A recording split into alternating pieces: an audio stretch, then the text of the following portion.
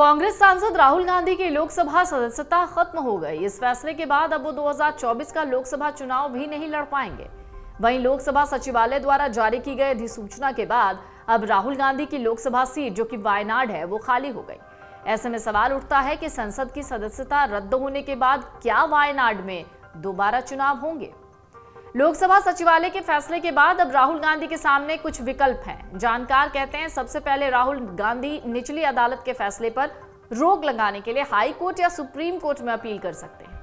High court या supreme court में लोकसभा सचिवालय के फैसले पर स्टे लगाया जा सकता है। हालांकि अब यह साफ नहीं कि फैसले पर स्टे लगाने के बाद उनकी सदस्यता बहाल होगी या नहीं। अगर सदस्यता बहाल नहीं होती तो वायनाड सीट पर फिर से चुनाव हो सकते हैं। ऐसे में मौजूदा हालात में कुछ ऐसे सियासी तस्वीर बन रही है।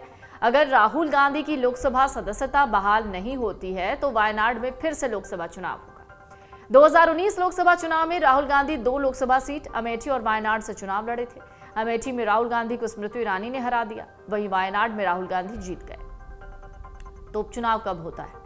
किसी भी विधानसभा या लोकसभा सीट पर उपचुनाव तभी होते हैं जब उस सीट पर किसी प्रत्याशी का प्रतिनिधित्व नहीं रहता। ज्यादातर मामलों में विधायकों या सांसदों के निधन के बाद चुनाव आयोग उस सीट पर उपचुनाव कराता है। हालांकि अगर विधायक, सांसद की विधायकी, सांसदी सब चली जाती है तो उस सीट पर चुनाव होता है।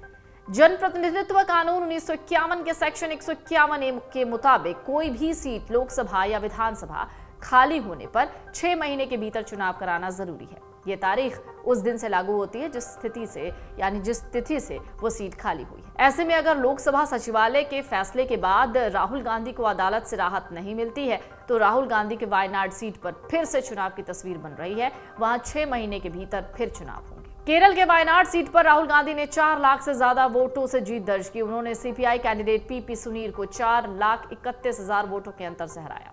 राहुल गांधी को 7,05,034 वोट मिले। वहीं सीपीआई प्रत्याशी को महज 2,73,971 वोट मिले।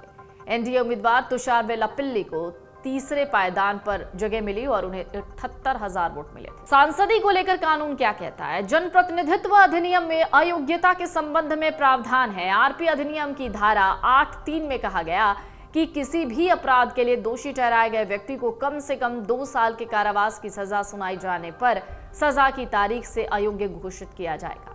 इसके अलावा व्यक्ति अपनी सजा काटने के बाद 6 साल की अवधि के लिए चुनाव नहीं लड़ सकेगा। अधिनियम के तहत राहुल गांधी को सांसद के तौर पर अयोग्य ठहराया गया है। लोकसभा सचिवालय ने अयोग्यता का नोटिस जारी कर दिया, जिससे साफ हो गया कि राहुल गांधी की सीट वायनाड अब रिक्त हो गई। उनकी रिहाई के बाद 6 साल तक अयोग्यता जारी रहेगी। इसका मतलब है उन्हें कुल 8 साल के लिए अयोग्य घोषित किया जा सकता है।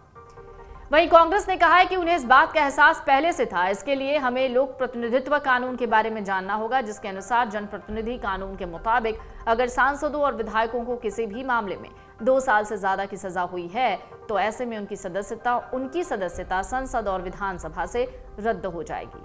अब जब लोकसभा सचिवालय ने राहुल गांधी की लोकसभा सदस्यता को खत्म करने की अधिसूचना जारी कर दी तो साफ है कि अब 6 साल तक चुनाव नहीं लड़ पाएंगे। राहुल गांधी को 2 साल की सजा हुई है, इसके बाद 6 साल तक चुनाव नहीं लड़ पाएंगे। इस तरह से राहुल गांधी अब कुल 8 साल तक कोई भी चुनाव नहीं लड़ पाएंगे। तो किस मामले में राहुल को सजा मिली ये भी जान लीजिए। राहुल गांधी ने कर्नाटक में 13 अप्रैल 2019 को चुनावी रैली में कहा था, नीरव मोदी, ललित मोदी, नरेंद्र मोदी का सरनेम कॉमन क्यों है? क्योंकि सभी चोर हैं, सभी चोरों का सरनेम मोदी क्यों होता है? इसके बाद बीजेपी विधायक ने मानहानि का केस करते हुए आरोप लगाया कि राहुल ने 2019 में चुनावी रैली को संबोधित करते हुए पूरे मोदी समुदाय को कथित रूप से ये कहकर बदनाम किया कि सभी चोरों का सरनेम मोदी क्यों होता है। उनके इस बयान से समाज की भावनाओं को ठेस पहुंचा। पूर्णेश भूपेंद्र पटेल सरकार के पहले कार्यकाल में मंत्री थे। वो दिसंबर में सूरत से दोबारा विधायक चुने गए। डाउनलोड करें अमर उजाला ऐप और पाएं खबरें लगातार।